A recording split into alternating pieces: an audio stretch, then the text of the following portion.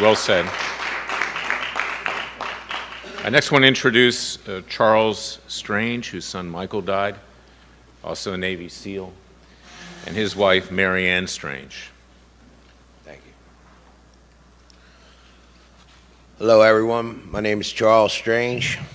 My son's name was Michael Strange. Michael was a cryptologist for Special Ops. He was part of the Navy SEALs for SEAL Team 2 for a few years, and last almost 4 years he was part of SEAL Team 6. Michael was a brave American. He loved Philadelphia, where we're from, and he fought for this country.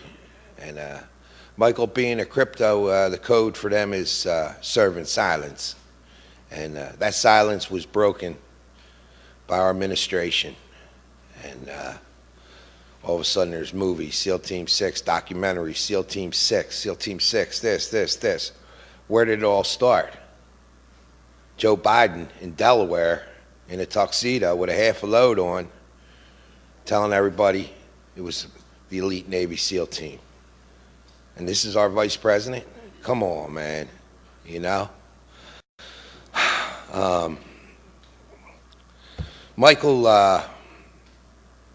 Michael knew what he was getting into. Michael knew what he was fighting for. Michael knew that someday he might have to give the ultimate sacrifice. And, but not like this. To put my son and the most elite SEAL team in the world in a Chinook helicopter over an active battle that's going on for 3.5 hours, unacceptable. Unacceptable. Somebody has to answer for this.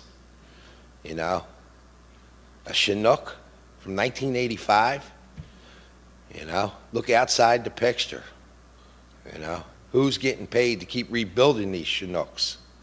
Who's making the money, right? 93 days after killing bin Laden, all of a sudden you're going to put 22 of the most elite in SEAL Team 6 in the world, and 8 other great Americans into a Chinook over the battle. August 6th, I got the call about my son's death. It's like a knife in my heart that turns every day. I cry every day. I get sad every day. My other children, you know. Michael's 25 years old. And we go to Dover to see the bodies.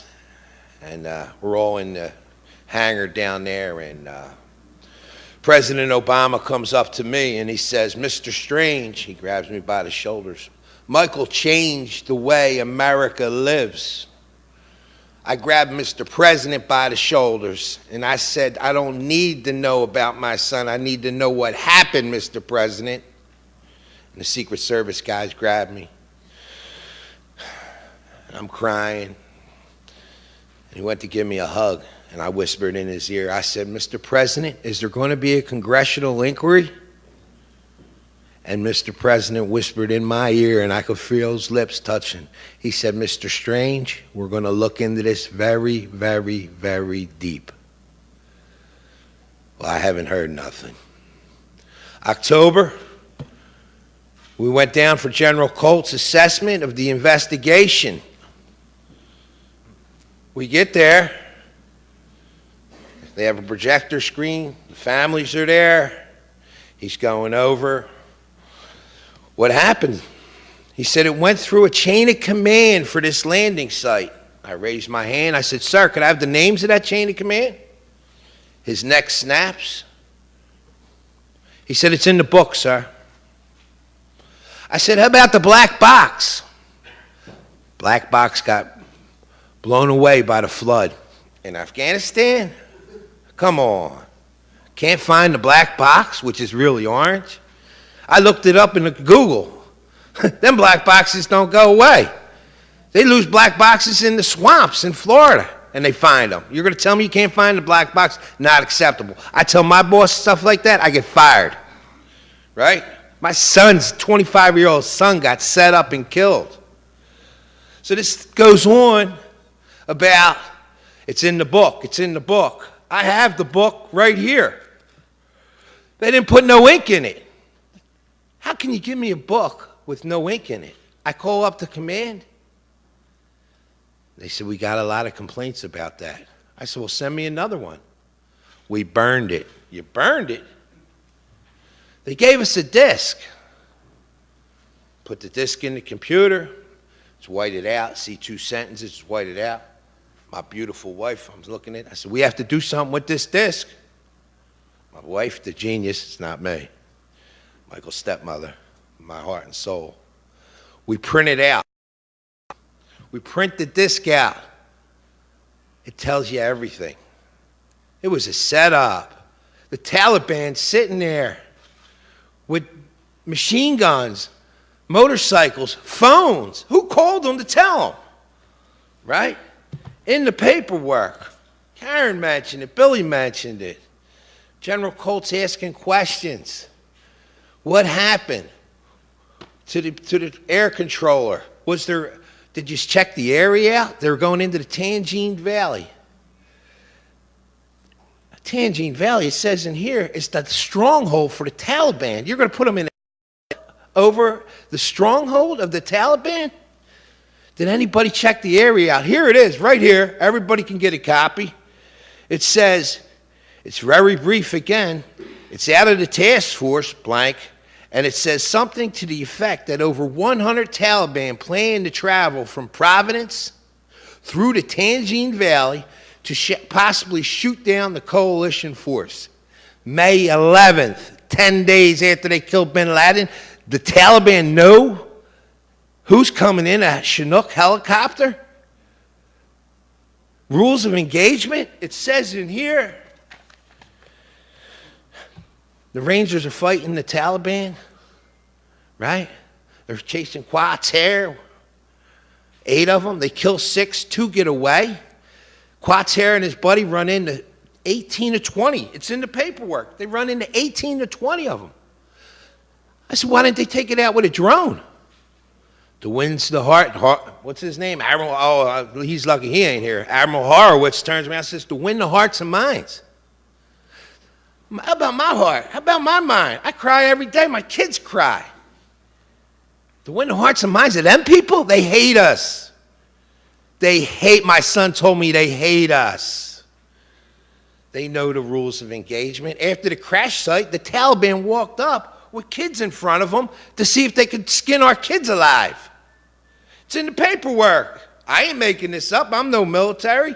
It's in black and white. Pages. You know? So this mission goes on. He asks, about the air planners. Were there planners in there? No, we didn't see them. Who gave the okay? Who is going to be held responsible? Someone has to be held responsible. And it says in our paperwork, it goes all the way up to the top. It mentions Petraeus. It mentions Leon Panetta. All the way to the top. So General Colt's giving us this briefing, and he's telling us the helicopter's coming in. They're going to it's a pitch black. It's pitch black. But they see a couple guys on top of a building. They call up the Afghan administration to find out at 2 o'clock in the morning what these guys are doing on the building. You know what they told them? They're hanging crops. Now, I'm from Philadelphia, and we don't have many crops there. But I don't know people that hang crops up at 2 o'clock in the morning. And this is supposedly where the shot came from. General Colt says they shot an RPG 150 to 200 yards in the pitch dark. They have night vision goggles, the Taliban and the Al-Qaeda. They got AK-47s. They got RPGs. They got man pads. When we're changing the rules of engagement here to benefit them, we lost almost 7,000. Our guys coming home, does anybody know the suicide rate for these poor men coming home? It's 1 a day they're killing themselves. 1 a day these men are coming home, killing themselves. I met men that were over there. Poor kid, you can't pop popcorn around him. We're changing the rules. So he says it's a RPG, a lucky shot. Are we playing basketball, hockey? Is he out of his mind? There's nothing lucky here. All our sons are dead. You know? I raised my hand. I said, General Colt, could it have been a missile? Heat-seeking missile, right? And there's no coincidence that Doherty and Woods might have found some heat-seeking missiles, right? Man pods, thousands of them, and all of a sudden you see what happened to them. All of a sudden, all these SEAL Team 6 guys are disappearing. Something is wrong. We need a congressional inquiry. Somebody has to be accountable for the biggest loss in this war. I have all the paperwork. I have all the questions. Everything's printed out. Billy and Karen Vaughn been working their tail off helping us, you know? And here's no eye in the sky. The eye went off. When the helicopter got shot down, it's in the paperwork. We didn't know what helicopter got shot. It took us 10 minutes.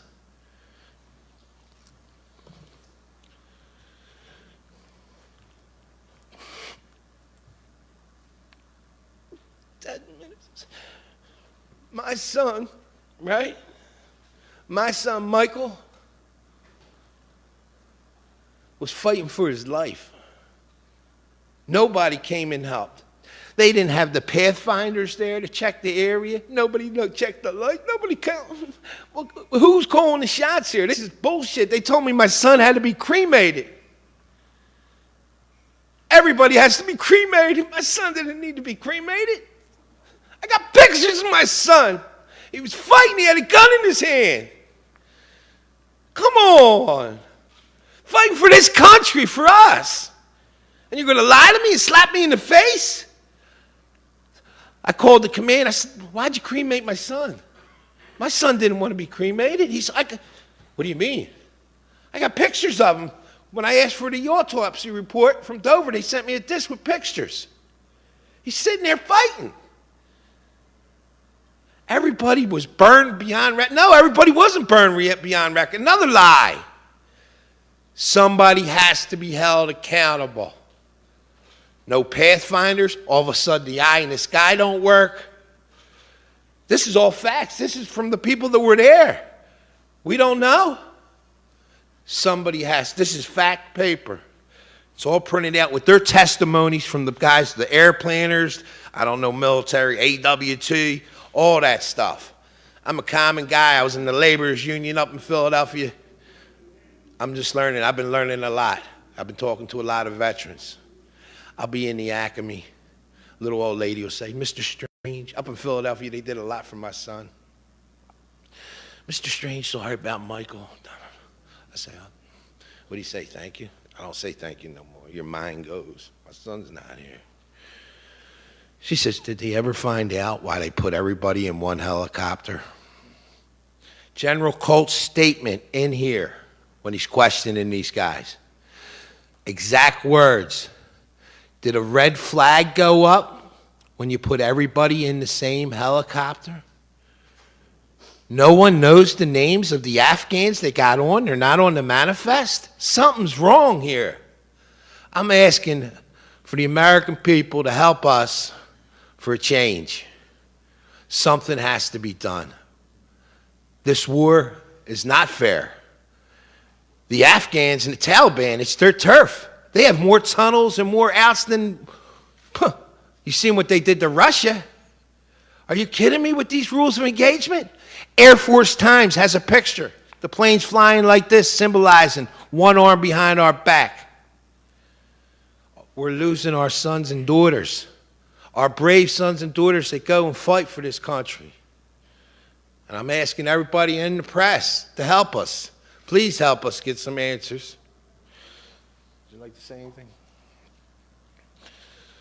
Well, my closing statement is, and it's in the paperwork, how did you assess the crash? We had 30 plans to assess the crash. We had Black Hawks. We had Pathfinders. We had 140 men go in. You knew it was going to crash? You knew. They knew. Just like the Taliban knew they were coming with 100 guys. They knew May 10th. It's documented that SEAL Team 6 was coming. Who's the leak? Somebody has to be held accountable for. And it's all in black. It's fact. And who's profiting from this? Besides the Taliban and the Al-Qaeda. Huh? Follow the money. And is that what happened in Benghazi? Somebody's leaking something out all of a sudden? Something has to be done, and I'm asking everybody to stand up and please help us. And I'd like to thank my friend here, Larry, for standing up and leading us too with Billy and Karen. That's all I got.